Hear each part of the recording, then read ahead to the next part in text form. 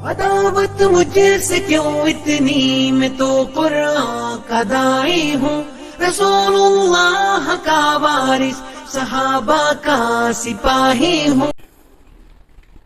بزرگان دین، برادران اسلام، پردہ نشین ماؤں اور بہنوں، تمام قسم کی حمد و ثنا، تعریف و بڑھائی، کبریائی، عظمت و جلالت سب اس رب العالمین وحدہ لا شریک کے لیے خاص و زیبا ہے کہ جس ذات نے تنہا ہم سب کو پیدا کیا اور پھر پیدا کرنے کے بعد ہمارے لیے رہنے سہنے کا انتظام کیا، اور ساری کی ساری چیزوں سے بڑھ کر کے ایک نظام حیات عطا کیا کہ جس نظام حیات کے تحت ہماری زندگی آسان ہو گئی، کہ ہمیں رب ذوالجلال کی طرف سے ایک گائیڈ ملا، اور اس گائیڈ کے اندر ہماری شب و روز کی زندگی گزارنے کے قوانین ضبط کیے۔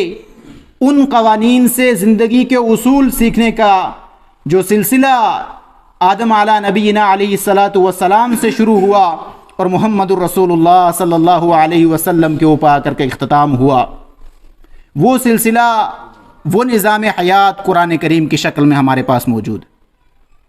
مختصر حمد و ثنا کے بعد درود و سلام ہوں انبیاء علیہم السلام کے جماعت اقدس مقدس پر، اور خصوصاً اس جماعت کے سرخیر و سرتاج نبی آخر الزماں احمد مجتبیٰ محمد مصطفیٰ صلی اللہ علیہ وسلم کی ذات گرامی پر درود و سلام ہوں، کہ جن کی بعثت کے سبب ہمیں صراط مستقیم کی سیدھی راہ نصیب ہوئی، کہ جن کی دعوت کی بدولت، جن کی محنتوں کے بدولت آج بتوں کے سامنے سے اس پیشانی کو اٹھا کر کے ایک رب ذوالجلال احکم الحاکمین کے سامنے سرخم کرنے کے لیے راستہ، راہ ہدایت نصیب ہوئی۔ اس کا جتنا بھی شکر ادا کریں وہ ادا ہو نہیں سکتا ہے۔ یہ غیرت کا مسئلہ ہے کہ اللہ رب ذوالجلال نے انسان کو یہ عقل دی کہ اس نے اپنے کھرے اور کھوٹے کو پہچانا، اپنے نفع اور نقصان کو پہچانا، اور پھر پہچاننے کے لیے حکمتیں نہیں دوڑائیں، بلکہ اس کے لیے ایک نظام دیا، اس نظام کے اندر ساری کی ساری چیزوں کو انٹروڈیوس کیا اور پڑھا لکھا کر کے ساری کی ساری چیزوں کو سامنے رکھا۔ یہ سب سے بڑی چیز ہے۔ اللہ کے رسول صلی اللہ علیہ وسلم کے اوپر درود و سلام ہوں۔ اللہم صلی علی محمد وعلی آل محمد کما صلیت علی ابراہیم وعلی آل ابراہیم انک حمید مجید۔ اللہم بارک علی محمد وعلی آل محمد کما بارکت علی ابراہیم وعلی آل ابراہیم انک حمید مجید۔ محترم حضرات، اللہ رب العالمین احکم الحاکمین کے حمد و ثنا اور درود و سلام کے بعد خطبہ مبارکہ کے اندر جو آیت کریمہ آپ کے سامنے تلاوت کی گئی، سورہ بقرہ کی آیت نمبر 183 ہے۔ جس عظیم مہینے کے موسم بہار سے جس کا دوسرا دن آج ہمارے اوپر سایہ فگن ہے، وہ موسم بہار رمضان المبارک کا عظیم مہینہ، کہ جو ہمارے لیے اتنے سارے مواقع میسر کرواتا ہے کہ ہم اپنے سال بھر کی جو غلطیاں، کمزوریاں اللہ کے سامنے گڑ گڑا کر کے ایک انتہا کو پہنچ کر کے انسان اپنے آپ کو بخشوا لیتا ہے۔ اس لیے اس کو موسم بہار کہا جاتا ہے، کہ بہار جب آتی ہے تو تمام تر زردگی کو، تمام تر پیلے پن کو ختم کر کے ایک گرینری انسان کے سامنے آ جاتی ہے، ایک سارا کا سارا نظام اس کے سامنے صاف و شفاف آ جاتا ہے۔ جو پتے، جو پھول، جو چیزیں اس خزاں میں مر جاتی ہیں وہ بہار میں زندہ ہو آتے ہیں۔ وہ مثال ہے اس رمضان المبارک کے مہینے کی۔ سب سے پہلے میں نے قرآن کریم کی آیت میں بھی لفظ صیام کا استعمال ہوا، اور یہ مختصراً میں عرض کروں کہ اللہ کے رسول صلی اللہ علیہ وسلم نے فرمایا کہ بنی الاسلام علی خمس شہادت ان لا الہ الا اللہ۔ اسلام کا جو سٹرکچر ہے، اسلام کی جو عمارت ہے، یہ 5 پلر کے اوپر سٹینڈ کرتی ہے۔ اس کے 5 پلر ہیں، اور ان 5 کو میں سکپ کر کے آگے نکلوں گا، صرف اور صرف روزے کے اوپر گفتگو ہوگی، تاکہ کہ مختصر وقت کے اندر چند پہلوؤں کے اوپر بات ہو سکے۔ تو جیسا کہ آپ سارے واقف ہوں گے کہ کلمہ طیبہ ہے، اللہ کے رسول صلی اللہ علیہ وسلم کی رسالت ہے، نماز ہے، زکوٰۃ ہے، یہ ساری کی ساری چیزیں، اور پھر روزہ۔ تو ان پلرز میں سے ایک پلر، ان ستونوں میں سے ایک ستون روزہ ہے۔ اسلام کا وہ عمارت تب مضبوط ہوگی، تب مکمل ہوگی کہ جب کہ یہ روزے کا ایک حصہ اس کے اندر شمار ہوگا۔ تو صیام کا جو لفظ ہے یہ عربی زبان میں ساما یصوم صومن یہ کہتے ہیں۔ اگر اس کا لغوی اعتبار سے آپ معنی دیکھیں گے تو رک جانے کو، امساکن عربک میں اس کو بولتے ہیں، کہ کسی بھی چیز سے رک جانا. اور جب اصطلاحی تعریفیں دو قسم کی ہوتی ہیں, ایک لغوی ہوتی ہے, ایک اصطلاحی ہوتی ہے. لغوی کہ جو زبان اس ورڈ کو جو اپنے اس میں ایکسپلین کرتی ہے, اور اصطلاح میں وہ کہاں پہ کس اس کے اندر جو ہے عرف عام میں کیسے معروف ہے اس کو اس حساب سے دیکھا جاتا ہے. تو لغوی تعریف اس کا رک جانا اس کو کہیں گے. اور اصطلاحی میں جب آئیں گے تو اصطلاحی میں یہ ہے کہ اسلام کے اندر صبح صادق سے لے کر کے غروب آفتاب تک اپنی حلال کردہ چند چیزوں سے بھی, اپنے کھانے پینے سے بھی, ساری کی ساری چیزوں کو روک کر کے, اپنے آپ کو ان ساری چیزوں سے روک کر کے اللہ رب العالمین کے لیے اپنے آپ کو تیار رکھنا, اس روزہ رکھ لینا, یہ اصطلاحی معنی میں جب اسلام میں آئے گی تو اس کا اصطلاحی معنی ایسے نکلے گا. تو اللہ تبارک و تعالیٰ نے اس کو فرض کیا کس کے اوپر؟ مسلمانوں کے اوپر. قرآن کے بہت سارے اصول ہیں. کبھی آپ نے قل یا ایھا الکافرون, کبھی یا ایھا الذین, یا ایھا الناس. جب انسانیت کا مسئلہ آتا ہے تو پوری ہیومینٹی کو گھیر لیا جاتا ہے, پوری انسانیت کے لیے وہ اعلان ہوتا ہے.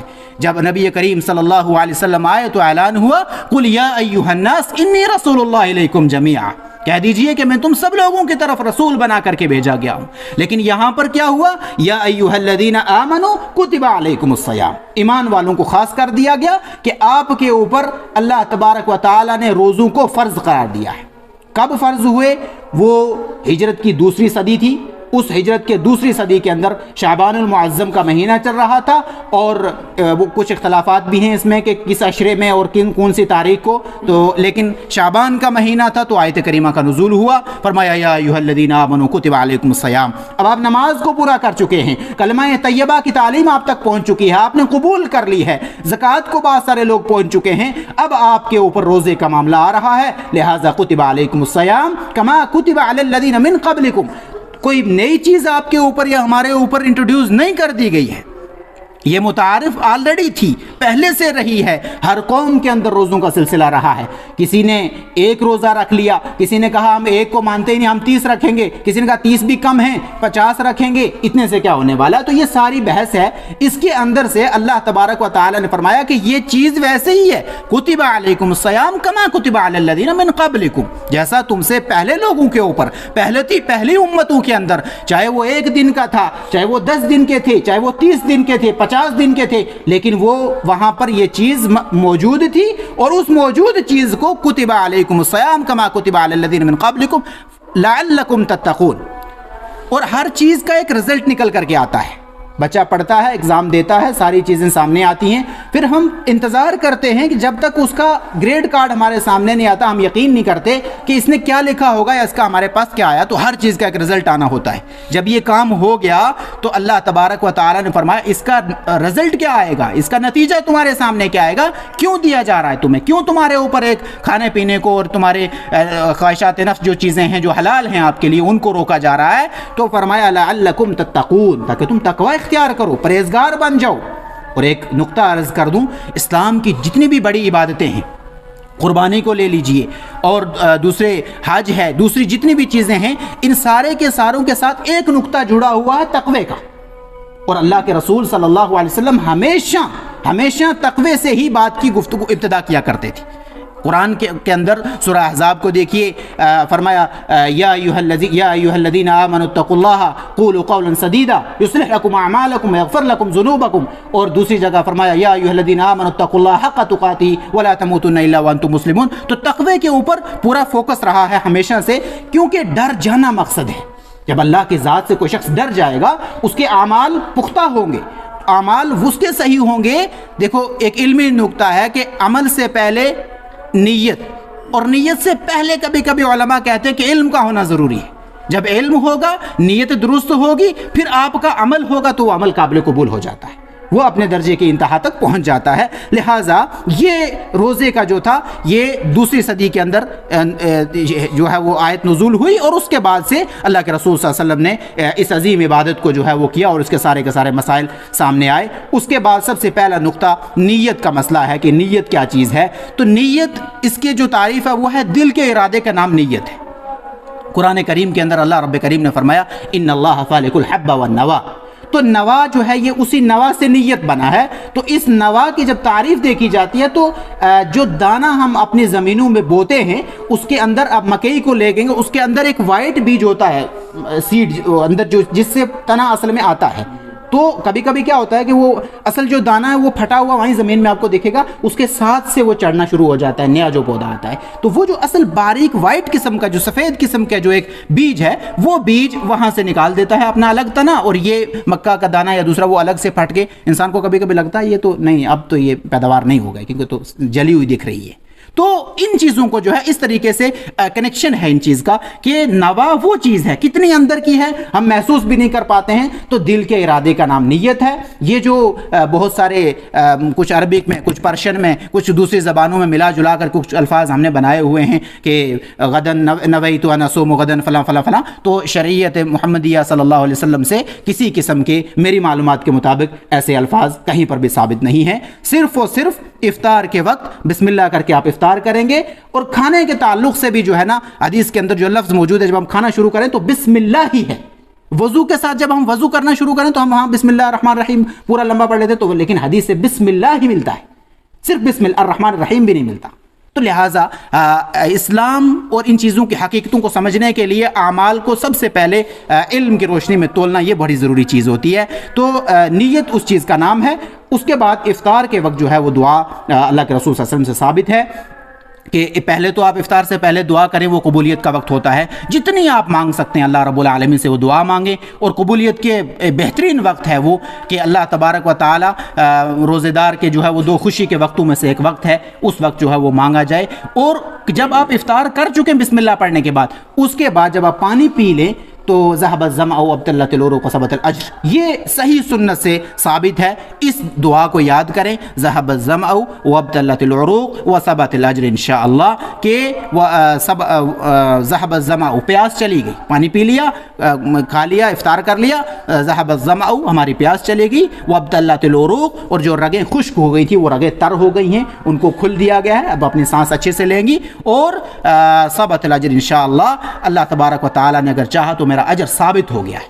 یہ اس کا مفہوم ہے اور یہ اس کا معنی ہے. صرف چیزوں کو رٹ لینے سے نہیں, آپ ایک چیز کریں لیکن اس کا مفہوم آپ کے سامنے ہونا چاہیے. نہیں ہم زبان جاتے ہیں لیکن ایک ہر چیز کا مفہوم ہمیں سمجھ آ جاتا ہے, کتنی بھی کوئی ٹف زبان ہو تو وہ سمجھ آ جاتا ہے. یہ نیت کے تعلق سے اور اس دعا کی تعلق سے جو ہے وہ ایک نقطہ تھا. اس کے بعد جو ہے جو دوسری چیز ہے کہ فرضیت کے تعلق سے میں نے آپ کے سامنے رکھ دیا کہ بنیادی ان چیزوں میں سے ہے. اللہ کے رسول صلی اللہ علیہ وسلم نے اس کی فضیلت کے تعلق سے 2-4 چیزیں میں آپ کے سامنے رکھوں کہ ایک حدیث ہے حضرت ابو ہریرہ رضی اللہ تعالیٰ عنہ. حضرت ابو ہریرہ رضی اللہ تعالیٰ عنہ یہ راوی حدیث ہیں کہ جن سے سب سے زیادہ احادیث آپ نے سنی ہوگی, پڑھی ہوں گی, اور غالباً 5373-76 کے جو الفاظ ملتے ہیں کہ اتنے احادیثیں جو ہیں حضرت ابو ہریرہ رضی اللہ تعالیٰ عنہ جامع الحدیث رہے ہیں. اور اس قدر شوق تھا کہ آپ نے جو ہے وہاں پر اس قدر شوق تھا سیدنا ابو ہریرہ رضی اللہ تعالیٰ عنہ کو کہ وہ اپنی تمام تر چیزوں کو, تمام تر جو اپنی اس کو چھوڑ کر کے رسول کائنات علیہ الصلوۃ والسلام کے دربار میں موجود رہا کرتے تھے کہ کب اللہ کے رسول صلی اللہ علیہ وسلم کی زبان مطہرہ سے کوئی الفاظ نکلے گا اور کوئی احادیث مبارکہ نکلے گی تو میں اس کو جو ہے اپنے پاس اپنے اس میں سینے میں ضبط کروں گا. ان ساری چیزوں کے لیے وہ تیار رہتے تھے. لوگوں نے کہا کہ ان کو مرگی آتی ہے, یہ بے ہوشی کی حالت میں نعوذ باللہ جو ہے وہ رہتے ہیں. لہٰذا ان چیزوں کو جو ہے اس انداز سے صحابہ کا جو تھا وہ شغف تھا حدیث کے تعلق سے. وہ راوی حدیث, ان کا اصل نام ہے عبد الرحمن بن صخر الدوسی. حضرت ابو ہریرہ کا عبد الرحمن بن صخر الدوسی جو ہے ان کا اصل نام ہے. وہ روایت کرتے ہیں, کہتے ہیں قال کل عمل ابن آدم لہ الا الصیام. انسان بہت سارے اعمال کرتا ہے, عبادات کی بہت ساری قسمیں ہیں. آپ نے ماشاءاللہ بہت ساری چیزیں تو تسلسل کے ساتھ یہاں چلتی ہیں تو سنی ہوگی کہ عبادات قولی, فعلی, بدنی بہت ساری, میں اس بحث میں نہیں جانا چاہتا. تو اس میں سے روزہ بھی ایک عبادت ہے, لیکن بہت ساری عبادتیں جیسے نماز کا, تنہے نماز پڑھنے کا ثواب, اس کا جو معاملہ تھا وہ الگ سے ہے, اور جماعت کے ساتھ پڑھنے کی فضیلت یا جماعت کے ساتھ پڑھنے کا جو ثواب ہے 25 ہے 27 ہے, وہ چیزیں ہمارے سامنے کلیئر ہیں. لیکن روزے کے تعلق سے, زکوٰۃ کا بھی اسی طریقے سے کلیئر ہے, لیکن روزے کے تعلق سے اللہ تبارک و تعالیٰ نے حدیث قدسی کے اندر ارشاد فرمایا کہ الصوم لی وانا اجزی بہ, یہ میرا معاملہ ہے اور یہ میرے لیے روزہ ہے، وَأَنَا أَجْزِي بِهِ، اور میں ہی اس روزے کی جزا جو ہے وہ سیٹ کروں گا۔ کس کو کتنا ملے گا، کس انداز میں کوئی جو ہے وہ کسی چیز کا ذمہ دار کسی جگہ کا ہو، وہ کہ اس معاملے کو میں خود دیکھ لوں گا، یہ اس کی مثال اس طریقے سے کہ اس کو میں خود دیکھ لوں گا، اس سے گویا کہ اس سے میں سیٹسفائیڈ ہوں پورا، تو میں اس کو خود دیکھ لوں گا، باقی معاملوں کو آپ جو ویکنس جہاں جہاں ان کو دور کیجئے۔ تو یہ حالات ہیں اس چیز کے۔ تو فرمایا کہ کل عمل ابن آدم لہ الا الصیام فإنہ لی وأنا أجزی بہ، اور الصیام جنۃ، اسی حدیث کا اگلا سلسلہ کہ الصیام جنۃ، یہ روزہ ڈھال ہے، یہ روزہ ہمیں بچا لے گا، ہمیں سائے میں لے کر کے کھڑا کر دے گا۔ اور دوسری جگہ اللہ کے رسول صلی اللہ علیہ وسلم نے فرمایا کہ روزہ اور قرآن کل رب العالمین حکم الحاکمین کے سامنے سفارش کرے گا، سفارش کریں گے یہ دونوں چیزیں۔ روزہ کہے گا کہ یا اللہ تیرے اس بندے نے تیری خاطر جو ہے اپنے آپ کو بھوکا پیاسا اپنے نفس کو کنٹرول میں رکھ کر کے روزہ رکھا تھا، لہٰذا اس کو اس کا بدلہ دے کر کے جنت میں بھیجا جائے۔ قرآن کہے گا کہ قیام اللیل میں اس نے مجھے سنا اور دن رات اس نے اپنے ساری کی سارا فوکس، ساری کی ساری توجہ قرآن کریم کی طرف لگا دی۔ قرآن پڑھنے والا تیرا بندہ تھا، اور اسی لیے قرآن پڑھنا، قرآن کو سمجھنا، قرآن اس کو قرآن کا مہینہ کہا جاتا ہے۔ میں اس میں نہیں جانا چاہتا کہ کیونکہ روزے کے تعلق سے چند چیزیں سامنے آ جائیں تو یہ ضروری ہیں، تو قرآن کا ایک اسپیشل اس کے اندر لگن ہے، شغف ہے اس مہینے کے ساتھ۔ آپ نے سنا کہ جب بہت ساری چیزوں کو واضح ہونے کے باوجود بھی ہم لوگ جو ہے نا وہ گنجلا دیتے ہیں۔ ایک صاحب کو میں نے سنا شعبان کے مہینے میں کسی ایک رات کو تقریر کر رہے تھے، انہوں نے کہا کہ یہ قرآن تو شعبان کی 15ویں رات میں نازل ہوا۔ ارے اللہ کے بندو، قرآن کو ڈائریکٹلی میں کہتا ہوں کوئی نہ سمجھے، نہ مولوی ہو وہ، تو قرآن کہہ رہا ہے اِنَّا أَنزَلْنَاهُ فِي لَيْلَةِ الْقَدْرِ وَمَا أَدْرَاكَ مَا لَيْلَةُ الْقَدْرِ لَيْلَةُ الْقَدْرِ خَيْرٌ مِّنْ أَلْفِ شَهْرٍ۔ واضح کہہ رہا ہے اس میں کیا، شہر رمضان الذي انزل فيه القرآن، اگر رمضان الگ مہینہ نہیں ہے تو ہمیں شعبان میں جانے کی ضرورت ہے۔ تو یہ کمزوریاں ہیں، ضد ہے، ہٹ درمی ہے، اور ان چیزوں سے الگ ہو کر کے جو معلومات ہو، علم ایک ایسا میدان ہے کہ کوئی بھی اپنے آپ کو اس کے اندر کمپلیٹ نہیں مان سکتا اور ہو بھی نہیں سکتا، جو میرا ماننا ہے۔ لہٰذا اس انداز سے روزہ ڈھال ہے، لہٰذا اس ڈھال کو کرنے کے لیے فرمایا فَإِذَا كَانَ يَوْمُ صَوْمٍ أَحَدُكُمْ فَلَا يَرْفُثُ يَوْمَئِذٍ لَا يَسْخَبْ فَإِنْ سَابَهُ أَحَدٌ أَوْ قَاتَلَهُ فَلْيَقُلْ إِنِّي امْرُؤٌ صَائِمٌ، کہ اگر جب تم میں سے کوئی روزے سے ہو جس دن، اس دن فلا یرفث ولا یسخب، لغو اور ان فضول باتیں، گالی گلوچ اور زبان کا غلط استعمال کرنا، ان ساری چیزوں سے پرہیز کرنا، یہ روزے کی حالت میں ہے۔ اور اگر فإن سابہ احد، اگر کوئی آپ کو آ کر کے برا بلا کہتا ہے، کوئی آپ کو آ کر کے گالی دیتا ہے، اب آپ کا کیا ہے، اب کیا جواب دیں گے؟ آپ بیٹھے ہیں، کوئی آ کے کہہ رہا ہے تو اللہ کے رسول صلی اللہ علیہ وسلم فرمایا یا اوقات لہو، گالی دینا دور کی بات ہے، کہا کہ اوقات لہو، حتیٰ کہ وہ آپ کو قتل کرنے تک آ جائے، تو مومن کی شان یہ ہے، روزے دار کی شان یہ ہے، اس کی رسپانسبلٹی اور ذمہ داریاں یہ ہیں کہ فَلْيَقُلْ إِنِّي امْرُؤٌ صَائِمٌ، اس کو یہ کہنا ہے کہ میں روزے سے ہوں۔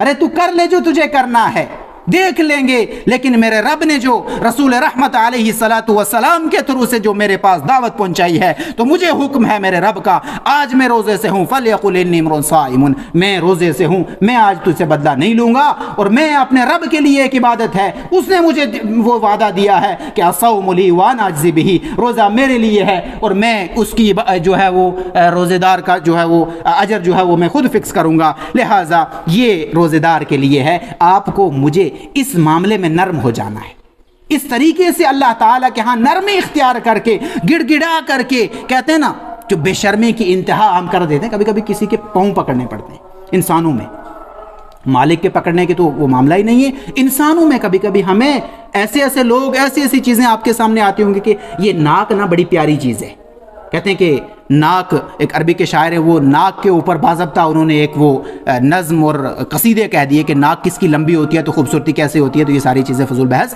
تو یہ ناک انسان کی خوبصورتی ہوتی ہے اور غیرت یہاں ہوتی ہے، اس پوائنٹ پہ نا غیرت ہوتی ہے انسان کی۔ کبھی کبھی ہوتا ہے ہم غصے میں ہوتے ہیں تو ناک میں اور یہاں رنکلز پڑ جاتی ہیں، جھریاں، تو بندہ جو ہے کبھی کبھی دوسروں کو اپنے سامنے جھکانے کے لیے کوشش کرتا ہے کہ جھک جائیے، میرے سامنے پاؤں پکڑو، میں تب آپ کو معافی کروں گا۔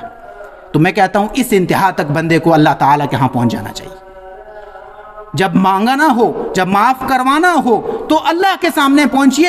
اللہ تبارک و تعالیٰ اپنے بندے سے اتنا پیار کرتا ہے کہ کہتے ہیں کہ جب بندہ اگر ایک قدم آتا ہے تو رب اس کی طرف 2 قدم ہاتھ بن کر کے آ جاتا ہے۔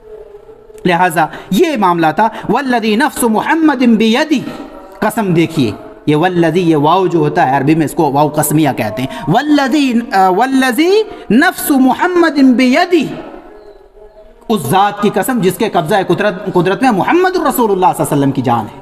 عام کیوں نہیں کہہ دیا؟ اگر نہ بھی قسم کھائیں رسول کائنات علیہ الصلوۃ والسلام تو ہمارا عقیدہ ہے کہ بات اصدق بعد القرآن جو ہے سب سے سچی بات رسول کائنات علیہ الصلوۃ والسلام کی بات ہے. قرآن کے بعد اگر سچی بات ہے وہ اللہ کے رسول صلی اللہ علیہ وسلم کی بات ہے. لیکن یہاں قسم کھائی اور قسم کھا کر کے کہا کہ جو روزے دار کے فم الصائم جو اس کی جو بو ہوتی ہے وہ بو اطیب عند اللہ من ریح المسک، اللہ کے نزدیک اتنی پاکیزہ ہے. مسک ایک اسپیشل قسم کی پرفیوم، ایک اسپیشل قسم کا عطر، اس مسک سے بڑھ کر کے رب کے نزدیک وہ اتنی پیاری چیز ہے، وہ اتنی افضل چیز ہے. تو فرمایا من ریح المسک للصائم فرحتان، روزے دار کے لیے دو خوشی کے وقت ہیں. یفرحہما، وہ بہت خوش ہوتا ہے اس وقت میں جب وہ دو وقت پا لیتا ہے نا. کون کون سا؟ اذا افطر فرحا، جب وہ افطار کرتا ہے، دن میں اپنی محنت کو پورا کرتا ہے. اذا افطر، اس ٹائم وہ فرحا یعنی خوش ہوتا ہے. اور اذا لقی ربہ فرح بصومہ، اور پھر جس دن وہ اپنے رب سے ملاقات ہوگا تو اپنے روزے سے خوش ہوگا. لیکن روزہ کیسا ہونا چاہیے؟ جیسی تفصیل آپ کے سامنے چند چیزیں آ گئیں. یہ صحیح بخاری کتاب الصوم و صحیح مسلم کتاب الصوم، ان امام بخاری امام مسلم نے ان دونوں نے اس حدیث کو جو ہے وہ اپنی صحیحین کے اندر نقل کیا ہے. کسی قسم کا کوئی کلام نہیں. اور یہ ساری کی ساری چیزیں ہمارے اوپر جب اللہ کے رسول صلی اللہ علیہ وسلم کے زبان سے پہنچ گئی ہیں تو یہاں پر ان کو مان لینا ہماری سب سے مجھے لگ رہا ہے ہماری بہتری ہوگی. اور اس بہتری کے اندر کل کیا ہوگا کہ اللہ تبارک و تعالیٰ کی طرف سے پھر وہ اعلان ہوگا کہ فمن زحزح عن النار وادخل الجنة فقد فاز وما الحیاۃ الدنیا الا متاع الغرور. کہ کامیابی کیا، کامیابی کس چیز کو کامیابی کہتے ہیں؟ میں اور آپ دنیا میں تھوڑے لیول پہ مرتبے پہ اسٹیٹس اپنے کو بچانا اور اس کو کنگریچولیشنز بہت سارے طریقے سے آ جاتی ہیں، اسی کو کامیابی کہتے ہیں؟ نہیں، یہ اصل کامیابی نہیں ہے. ایک ملازم کامیاب نہیں ہوتا زندگی میں. ہمارے معاشرے کے اندر جو میں سمجھ پایا ہوں، تعلیم یافتہ کو کامیاب نہیں سمجھا جاتا، ایک ملازم کو کامیاب سمجھا جاتا ہے کہ وہ ملازم ہے تو کامیاب ہے. تو میرے بھائیوں دوستوں بزرگوں، جو اس چیز سے فورسٹریشن کا شکار ہمارے جو نوجوان طبقہ ہو رہا ہے کہ نوکری نہیں ہے تو ہم کامیاب نہیں ہیں، یہ کامیابی کی دلیل نہیں ہے. اب اللہ کے بن کے رہیے، اللہ تبارک و تعالیٰ پتھروں سے، پہاڑوں سے، زمین سے، آسمان سے روزی برسائے. نا امیدی الیأس من الکفر، نا امیدی کفر میں سے. اللہ تعالیٰ نے رزق دینا ہے وہ بہترین دے گا، اور جتنا کم دے گا اتنا حساب اسی حساب سے ہوگا، بغیر کسی اس کے اطمینان کے ساتھ ہمیں رہنا ہے. تو کامیابی کی بات ہو رہی تھی کہ یہ جب کام ہو جائیں گے نا تو یہ کامیابی ہے. فمن زحزح عن النار وادخل الجنہ فقد فاز وما الحیاۃ الدنیا الا متاع الغرور. دنیاوی جو ساز و سامان ہے دھوکہ ہے، اس دھوکے میں مت پڑیے. اور اس دھوکے سے بچنے کے لیے یہی ہے کہ اللہ تبارک و تعالیٰ کے ہاں جو ہے اپنا مرتبہ اور اپنی ساری چیزوں کو آپ بڑھائیں. اس کے بعد روزے کے تعلق سے کہ کچھ لوگوں کا یہ رہتا ہے کہ مطلب ہر سال ہمارے پاس رمضان آ جاتا ہے، پچھلے سال بھی آیا تھا، اس سال بھی آیا ہے، ہم رکھ رہے ہیں روزے، کیا ہوگا؟ کیا ہوتا ہے؟ ہوتا یہ ہے گزشتہ سال ان صفوں کے اندر بہت سارے لوگ اس محلے کے آس پاس کے لوگ ہوں گے جو آج اس صفوں کے اندر موجود نہیں ہیں. اللہ تبارک و تعالیٰ ان کی مغفرت فرمائے، ان کی قبروں کو نور سے منور کرے، ان کے اعمال کو قبول فرمائے. ہوتا یہ ہے، حضرت طلحہ بن عبید اللہ ایک راوی حدیث ہیں، وہ کہتے ہیں اللہ کے رسول صلی اللہ علیہ وسلم نے کہ وہ حدیث بیان کرتے ہیں، وہ راوی ہیں حدیث کے، وہ کہتے ہیں کہ دو شخص اللہ کے رسول صلی اللہ علیہ وسلم کے سامنے تشریف لائے، دونوں نے آ کر کے ایک ٹائم میں اسلام قبول کیا.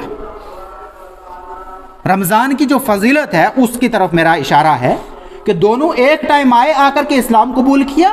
اسلام قبول کرنے کے بعد بہت مختصر سا ایک عرصہ گزرا، ایک شخص شہید ہو گیا، وفات پا گیا. ظاہر سی بات ہے شہید ہیں اور اللہ کے رسول صلی اللہ علیہ وسلم کے صحابی ہیں تو الصحابۃ کلھم عدول، صحابہ سارے کے سارے انصاف پسند، سارے کے سارے معیار ایمان، یہ ہمارا عقیدہ اور ایمان ہے. تو وہ جنت کی طرف جو ہے وہ جنت میں پہنچے، اور دوسرے شخص کو 1 سال کا وقفہ ملا. طلحہ بن عبید اللہ رضی اللہ تعالیٰ عنہ کہتے ہیں کہ مجھے خواب آیا کہ جو شخص شہید ہوا تھا ان کے بعد 1 سال کے بعد وفات پانے والا جو دوسرا شخص تھا وہ اپنی نارمل بیماری کو پا کر کے جو ہے ان کی موت ہوتی ہے، تو وہ جنت میں ان شہید سے پہلے چلے جاتے ہیں۔ تو طلحہ بن عبید اللہ رضی اللہ تعالیٰ عنہ نے یہ واقعہ اور یہ خواب اپنی اللہ کے رسول صلی اللہ علیہ وسلم کے سامنے رکھی کہ یا رسول اللہ صلی اللہ علیہ وسلم میں نے اس خواب کو دیکھا ہے اور یہ کیا ماجرا ہے۔ تو اللہ کے رسول صلی اللہ علیہ وسلم نے فرمایا کہ کیا تمہیں نہیں دکھتا کہ اس شخص نے اس کے مرنے کے بعد، اس کی شہادت کے بعد 1 سال گزارا ہے، اس کے پاس 1 سال رہا ہے، اور سال میں کیا کیا ہوتا ہے، اس سال میں اس نے کتنے سجدے کیے ہوں گے اللہ تعالیٰ کے ہاں، اس سال میں اس نے رمضان المبارک جیسی عظیم نعمت پائی تھی نا، اس میں اس نے اپنی بخشش کروائی ہے، تو تعجب والی اس میں کون سی بات ہے؟ تو گویا جس کو وقت مل رہا ہے، تو جو اس رمضان کو نہیں پا سکا اور آج پا لیا ہے، تو وہ دوسری ایک لمبی حدیث اللہ کے رسول صلی اللہ علیہ وسلم فرمایا تھا کہ وہ بدبخت ہے وہ شخص کے جس کے سامنے رمضان المبارک کا مہینہ آئے اور وہ اپنے گناہوں کی مغفرت نہ کروا سکے۔ اور اسی طریقے سے اسی کے ساتھ ایک نقطہ اور کہ والدین موجود ہوں دونوں اور ان کی قدر نہ کرے تو نہ پا سکے، اگر اس کو میں نہ کہوں گا تو یہ ناانصافی ہوگی۔ تو یہ ذمہ داریاں ہیں چند، لہٰذا یہ ہوتی ہے۔ تو اللہ کے رسول صلی اللہ علیہ وسلم فرمایا کہ یہ اعمال، اور ایک دوسری حدیث کے اندر کہ ایک رمضان سے لے کر کے دوسرے رمضان تک، ایک عمرے سے لے کر کے دوسرے عمرے تک، ایک حج سے لے کر کے دوسرے حج تک، اور ایک نماز سے لے کر کے دوسری نماز تک کے جو یہ درمیانی وقفہ ہوتا ہے نا، کفارہ ہوتا ہے۔ ہم نے فجر پڑھی الحمدللہ، اس کے بعد جو ہم سے صغائر اور چند چیزیں صادر ہوئیں، ہم نے ظہر ادا کر لی، تو اس بیچ میں جو چیزیں ہیں یہ الحمدللہ ہمارے سے وہ چیزیں وہ گناہ چلے گئے اور ہمارے کفارہ بن کے وہ درمیانی وقت تھا، تو ظہر نے ہماری وہ غلطیاں مٹا ڈالی۔ تو یہ جو سلسلہ ہے اس طریقے سے حضرت طلحہ کی ایک لمبی روایت، میں نے مختصراً اس کو کہا کہ یہ روزہ رمضان المبارک کو پا لینے کی جو کہتے ہیں نا کہ ہاں آیا تھا، پچھلے سال بھی آیا تھا، نکل گیا، نہیں ہم کچھ لے سکے، یہ ایک غلط چیز ہے۔ اس کے بعد جب رمضان المبارک کا مہینہ آتا تھا، اللہ کے رسول صلی اللہ علیہ وسلم فدا ابی و امی، جب وہ مہینہ آتا تھا نا تو اللہ کے رسول صلی اللہ علیہ وسلم پورے طریقے سے کمر بستہ ہوتے تھے، اپنے صحابہ کو جمع فرما کر کے بشارت سناتے تھے اور مبارکباد پیش کرتے تھے۔ ہمارے معاشرے میں ایک ایسی چیز ہے کہ ہر جمعے کو واٹس ایپ پہ دیکھیے تو لگ بھگ 50 میسج پرسنلی آئے ہوں گے جمعہ مبارک، لیکن شریعت میں کہیں پر بھی ایسا کوئی ہمیں نہیں ملا کہ کہیں پر بھی اللہ کے رسول صلی اللہ علیہ وسلم نے جمعہ مبارک کہا ہو۔ لیکن ایک حدیث میں آپ کے سامنے پیش کر رہا ہوں، اللہ کے رسول صلی اللہ علیہ وسلم نے صحابہ کو رمضان مبارک کہا، تو ہمارے پاس دلیل ہے۔ تو لہٰذا رمضان بابرکت ہے، اس کی مبارک دی ہے، تو کس انداز میں دی ہے اس کو سنیے۔ اللہ کے رسول صلی اللہ علیہ وسلم نے حضرت ابو ہریرہ رضی اللہ تعالیٰ عنہ، رب کی کروڑوں رحمت و نزول ہو سیدنا ابو ہریرہ رضی اللہ تعالیٰ عنہ پر، وہ فرماتے ہیں کہ اللہ کے رسول صلی اللہ علیہ وسلم کے نے بشارت سناتے ہوئے فرمایا آتاکم رمضان، تمہارے پاس رمضان کا مبارک مہینہ آ چکا ہے، اور کیا ہے شہر مبارکن، بابرکت مہینہ ہے، مبارک مہینہ ہے، لہذا فرض اللہ عز و جل علیکم صیامہ، اللہ عز و جل نے رمضان المبارک اس کے اندر اس کے روزے تمہارے اوپر فرض کیے ہیں۔ پھر فرمایا تفتح فیہ ابواب الجنہ، جنت کے دروازے اس کے اندر کھول دیے جاتے ہیں۔ آج کل سے جو ہے وہ جنت کے دروازے کھلے ہوئے ہیں، حالانکہ عام حالت میں وہ ایسے وداؤٹ کسی اس کے جو ہے پرمیشن کے انٹری نہیں ملتی، لیکن آج کل کھلے ہوئے ہیں۔ اور دیکھیے کتنی تحقیق کے ساتھ بتایا جا رہا ہے کہ تفتح فیہ ابواب الجنہ وتغلق فیہ ابواب الجحیم، ساتھ میں الٹرنیٹ جو تھا جہنم، جس کی اکثریت جس کی طرف ہمارے اعمال جو ہمیں جہاں جہاں دھکیل کر کے لے جاتے ہیں وہ جہنم کا گھر، اس کے دروازے جو ہے وہ بند کر دیے گئے ہیں۔ تو مومن کے لیے اس کو راستہ طے کرنے کے لیے اس کے لیے یہ وسائل بنائے کہ اللہ رب کریم نے فرمایا کہ جب روزہ آ گیا اور اعمال کے اندر اتنا اضافہ ہو گیا کہ 10 گنا سے وہ 70 گنا پڑھ گئے، قرآن پڑھ رہا ہے، قیام اللیل کر رہا ہے، تہجد جیسی عظیم نعمت جو بڑی مشقت کے ساتھ لوگ جس کا اہتمام کرتے ہیں، 3 بجے 2:30 بجے 4 بجے اٹھنا، اللہ تبارک و تعالیٰ نے اس نعمت کو تراویح کی شکل میں، قیام اللیل کی شکل میں متصل عشاء جوڑ دیا۔ جاؤ عشاء کے بعد جا کر کے مختصر جو ہے وہ 8 رکعت آپ کے سامنے رکھا، مسنون رکعت بتا کر کے کہا جاؤ یہ پڑھ لو، اور اس کے بعد اگر یہ بھی نہ پڑھ سکو، جس نے عشاء کی نماز جماعت سے پڑھ لی، جس نے فجر کی نماز واپس آ کر کے جماعت سے پڑھ لی، تو گویا اس نے پوری رات کا قیام کیا، یہ بھی حدیث ہے۔ لیکن اس سے قطعاً یہ مراد نہیں ہے کہ کوئی قیام اللیل کو وہ کرے، کیوں؟ اللہ کے رسول صلی اللہ علیہ وسلم فرمایا من قام رمضان ایمانا واحتسابا غفر له ما تقدم من ذنبه، جس نے رمضان المبارک کے اندر ایمان کی حالت میں ثواب کی نیت سے قیام اللیل کیا، گویا قیام اللیل کیا، اس کے گزشتہ سارے کے سارے گناہ معاف ہو جاتے۔ ایک حدیث کو صرف 3 لفظ چینج کر کے 3 چیزوں کی اہمیت بتا دی۔ نمبر 1 من صام رمضان ایمانا واحتسابا غفر له ما تقدم، یہاں پہ لفظ صام یعنی روزہ۔ دوسرے نقطے کے اندر من قام رمضان ایمانا واحتسابا غفر له ما تقدم، یہاں پہ قیام اللیل۔ اور اسی حدیث کے اندر تیسرا نقطہ من قام لیلۃ القدر ایمانا واحتسابا غفر له ما تقدم من ذنبه، جس نے لیلۃ القدر کا قیام کر لیا۔ ایک ہو گیا روزہ، ایک ہو گیا قیام اللیل، اور ایک ہو گیا لیلۃ القدر کو پا لینا۔ یہ جو چیزیں جس نے یہ پا لی اس کے گزشتہ سارے کے سارے گناہ معاف ہو گئے۔ لہٰذا اس ترتیب سے آپ کو چلنا ہے، اور یہ نعمتیں، یہ موسم آہستہ آہستہ شروع ہو رہا ہے۔ اگر کوئی چیز مس ہو رہی ہو ہم سے تو اس کے اوپر توجہ دینے کی ضرورت ہے۔ اس حدیث کے اندر فرمایا کہ تغلق فیہ ابواب الجحیم، جہنم کے دروازے بند کر دیے جاتے ہیں۔ وتغل فیہ مردۃ الشیاطین، سلسلۃ الشیاطین، ایک حدیث کے اندر لفظ سلسلہ بھی آتا ہے اور مرادہ جکڑنے کے معنی میں آتا ہے۔ مرادہ زبان کے ایسے سے کہ ایک زنجیر لے کر کے کسی چیز کو جکڑ دیا جائے، اس کو مرادہ کہتا ہے۔ تو فرمایا کہ مرادۃ الشیاطین، اس کے اندر کیا ہو گیا ہے کہ ان کا وہ جو چلنا پھرنا تھا نا وہ سارا جکڑ کر ایک جگہ ڈال دیے بند کر کے۔ فرمایا اور پھر للہ فیہ لیلۃ، اللہ کے لیے اس میں ایک رات ہے، اس کے اندر اللہ کے لیے ایک رات ہے، خیر من الف شہر، 1000 مہینوں سے بہتر، 1000 مہینوں سے بہتر۔ دنیا داری میں انسان کو جو انٹرسٹ کا کام جو لوگ ہم کرتے ہیں، ہر ایک اس میں ملوث، کسی نہ کسی ناحیے سے پھنسا ہوا ہے، کیونکہ ایسے سسٹم میں رہ رہے ہیں کہ بچ نہیں سکا جا رہا ہے نا، ہم خود اس میں شریک ہو جاتے ہیں ہر انسان۔ تو وہاں پہ انسان دوڑ جاتا ہے، کبھی کبھی ڈگمگا جاتا ہے کہ اتنا دے رہا ہے، ڈبل دے رہا ہے، ٹرپل دے رہا ہے، 10% دے رہا ہے، یہ دے رہا ہے، وہ دے رہا ہے، تو انسان فوراً کوشاں کرتا ہے، اچھا اس سے دیکھتے ہیں، اس سے سمجھتے ہیں، پالیسی سمجھتے ہیں۔ یہاں اللہ تعالیٰ نے کیا کہا فیہ لیلۃ، رات بھی ایک ہے، لیال نہیں، ایک ہی رات ہے، لیکن ہے کیا ہے؟ خیر من الف شہر، 1000 مہینوں سے بہتر رات ہے۔ اس رات کی قدر کرنا اللہ تعالیٰ ہم سب کو توفیق دے۔ آئے گی آخری عشرے میں 21 اور اسی طریقے سے 23، 25، 27 اور 29، ان 5 راتوں کے اندر جو ہے وہ آپ نے، ہم سب نے وہ تلاش کرنا ہے۔ جو چیزیں ثابت ہیں نا وہ اس کو کرنے کا بڑا سکون بھی ملتا ہے، اور بہت ساری چیزیں ابھی 15 شعبان میں جتنے فضائل سنائے جاتے ہیں وہ سارے کے سارے لیلۃ القدر کے ہیں، اکثر و بیشتر۔ کچھ تو موضوعات ہیں ایسے ہی، لیکن کچھ جو جڑتے ہیں وہ لیلۃ القدر سے جڑتے ہیں۔ تو لیکن ہوا کیا کہ یہاں پہ لیلۃ القدر کے تعلق سے تو ساری چیزیں بتا دی، اگر وہاں پہ ہوتا بھی تو کوئی وہ نہیں آیا، صرف تقریر کر لینا، جلسے گٹھے کر لینا عبادت نہیں ہے، ٹھیک ہے نا؟ ایسا نہیں ہے کہ آپ سارے مسجد میں آ جائیں اور 2-4-10 مولوی بلا لیں اور وہ 2-4 گھنٹے تقریر کر دیں، تو اس میں عبادت نہیں۔ لیلۃ القدر کے تعلق سے اما عائشہ صدیقہ رضی اللہ تعالیٰ عنہا نے اللہ کے رسول صلی اللہ علیہ وسلم سے پوچھا کہ یا رسول اللہ صلی اللہ علیہ وسلم، اگر ہم اس کو پائیں، اس گھڑی کو جس کی اتنی بڑی اہمیت ہے، تو ہمیں کیا کرنا چاہیے؟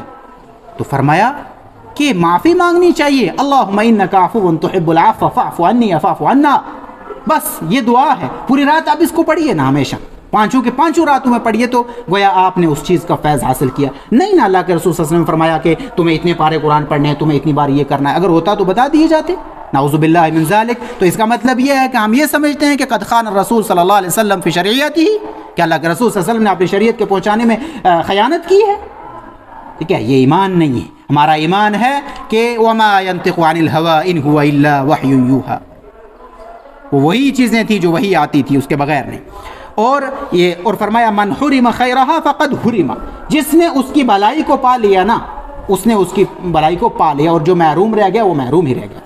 بس اسی جملے کے اندر بہت ساری چیزیں سمٹی ہوئی ہیں۔ لہٰذا اللہ تبارک و تعالیٰ کے سے جو ہے وہ اس رمضان المبارک کا جو اعمال ہیں، جو معاملات ہیں، اس طریقے سے چلیں گے تو ساری چیزیں سامنے آئیں گی۔ تو ایک دوسری حدیث اسی سے ریلیٹڈ تھی، ابن ماجہ ان کی، امام ترمذی کی، جو کہ اذا کان اول لیلۃ من شہر رمضان صفدت الشیاطین، شیاطین کو جکڑ دیا جاتا ہے، اور مرادت الجنوں کو جو ہے وہ جکڑ دیا جاتا ہے۔ غلقت ابواب النار، ہاں یہ تحقیق یہاں بتانا چاہ رہا تھا کہ غلقت ابواب النار، جہنم کے سارے دروازے بند کر دیے جاتے ہیں، اور مضبوط کرنے کے لیے فرمایا فلم یفتح منها باب، سیٹسفیکیشن کے لیے نا ان میں سے کوئی دروازہ کھلا ہی ہوا نہیں آج کل، اللہ کے رسول صلی اللہ علیہ وسلم کی خود فرمان ہے کہ ان میں سے کوئی دروازہ نہیں کھلا ہوا. اور آگے کیا وفتحت ابواب الجنہ, جنت کے دروازے کھول دیے گئے. فلم یغلق منها باب, آج کل ان میں سے کوئی بند بھی نہیں ہے دروازہ.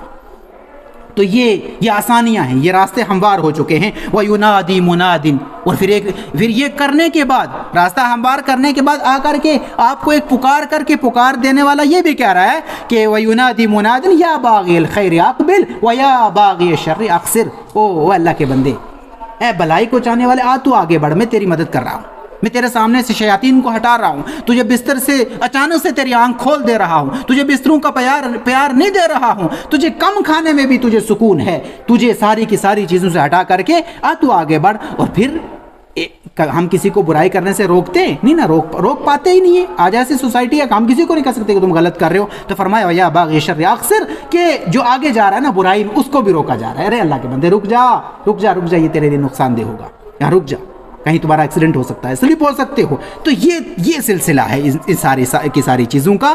اللہ تبارک و تعالی جو ہے ان ساری کی ساری خصوصیات کو, ان سارے کے سارے اعمال کو, ان کو جو ہے پا لینے کی توفیق عطا فرمائے. رب ذوالجلال احکم الحاکمین ہم سب کو اس رمضان المبارک کی نعمتوں سے مالا مال کرے. جو کچھ صحیح کہہ سکا ہوں اللہ تعالیٰ قبول و منظور فرمائے. جو کہنے میں غلطی ہوئی ہے, سستی ہوئی ہے, وہ میرے علم کی کمزوری کی وجہ سے ہوئی ہے. اللہ تعالیٰ مجھے معاف فرمائے اور آگے سے جو ہے علم کے اندر مضبوطی دے. رب العالمین احکم الحاکمین رمضان المبارک کے اندر جتنے